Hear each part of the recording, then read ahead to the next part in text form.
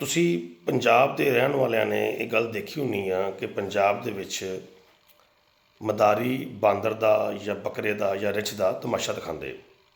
ਉਹ ਆ ਕੇ ਪਿੰਡਾਂ ਥਾਵਾਂ 'ਚ ਜਾਂ ਸ਼ਹਿਰਾਂ ਵਿੱਚ ਵੀ ਕਿਸੇ ਜਗ੍ਹਾ 'ਤੇ ਜਾ ਕੇ ਕਿਸੇ ਚੌਂਕ 'ਚ ਬਹਿ ਜਾਂਦੇ ਔਰ ਬਾਂਦਰ ਦਾ ਤਮਾਸ਼ਾ ਸ਼ੁਰੂ ਹੋ ਜਾਂਦਾ। ਉਹ ਬਾਂਦਰ ਨੂੰ ਕੋਲੋਂ ਮੁਖਤਲਿਫ ਕਰਤੱਵ ਕਰਵਾਉਂਦਾ ਅਤੇ ਨਾਲ ਉਹਦੇ ਹੱਥ 'ਚ ਇੱਕ ਦੁੱਗ ਫੜੀ ਹੁੰਦੀ ਹੈ ਅਤੇ ਆਵਾਮ ਖੜੀ ਆਲੇ ਦੁਆਲੇ ਦੇਖ ਰਹੀ ਹੁੰਦੀ ਆ। ਔਰ ਆਵਾਮ ਘਰੋਂ ਕੋਈ ਬੱਚਾ ਆਟਾ ਲੈ ਕੇ ਆ ਰਿਹਾ ਹੁੰਦਾ ਵਾ, ਕੋਈ ਪੈਸੇ ਆਪਣੇ ਵਾਲਦ ਕੋਲ ਲੈ ਕੇ ਆ ਰਿਹਾ ਹੁੰਦਾ, ਕੋਈ ਮਾਂ ਕੋਲ ਦਾਣੇ ਲੈ ਕੇ ਆ ਰਿਹਾ ਹੁੰਦਾ। ਕੁਛ ਨਾ ਕੁਛ ਉਸ ਮਦਾਰੀ ਨੂੰ ਉਸ ਬਾਂਦਰ 'ਤੇ ਕਰਤੱਵ ਦਿਖਾਉਣ 'ਤੇ ਦਿੱਤਾ ਜਾਂਦਾ। ਅੱਜ ਦੇ ਦੌਰ ਦੇ ਵਿੱਚ ਪਾਕਿਸਤਾਨ ਦੇ ਹਾਲਾਤ ਵਿੱਚ ਪਾਕਿਸਤਾਨ ਦੀ ਵੀ ਹਾਲਤ ਇਹੀ ਬਣ ਚੁੱਕੀ ਹੈ। ਪਾਕਿਸਤਾਨ ਨਹੀਂ ਰਿਹਾ, ਇਹ ਮਦਾਰਿਸਤਾਨ ਬਣ ਗਿਆ, ਜਿਸ 'ਚ ਮਦਾਰੀ ਆਪਣੇ ਕਰਤੱਵ ਦਿਖਾਉਂਦਾ।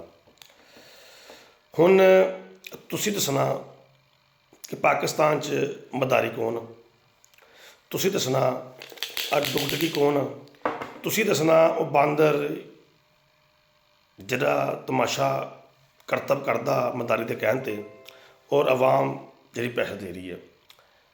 ਤਾਕਤਵਰ ਤਰੀਨ ਲੋਕ ਮਦਾਰੀ, ਸਿਆਸਤਦਾਨ ਪੋਲੀਟੀਸ਼ਨ ਜਿੰਨੇ ਵੀ ਸਾਰੇ ਉਹ ਬਾਂਦਰ, ਔਰ ਡੁਗਡੁਗੀ ਮੀਡੀਆ ਔਰ ਆਵਾਮ ਆਪਣੇ ਘਰੋਂ ਆਟਾ ਲਿਆ ਕੇ ਦੇ ਰਹੀ, ਆਪਣੇ ਘਰੋਂ ਦਾਣੇ ਲਿਆ ਕੇ ਦੇ ਰਹੀ, ਆਪਣੇ ਘਰੋਂ ਪੈਸੇ ਲਿਆ ਕੇ ਦੇ ਰਹੀ।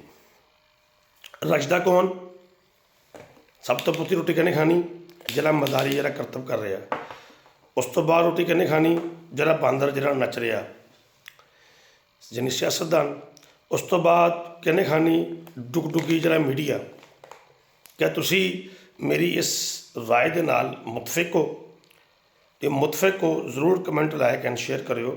ਇਹ ਮੇਰੀ ਇੱਕ ਰਾਏ ਆ, ਇਹ ਮੇਰੀ ਪਰਸੈਪਸ਼ਨ ਆ ਪਾਕਿਸਤਾਨ ਦੇ ਵਾਲੇ ਨਾਲ, ਕਿ ਪਾਕਿਸਤਾਨ 'ਚ ਇਸ ਟਾਈਮ ਇੱਦਾਂ ਹੋ ਰਿਹਾ।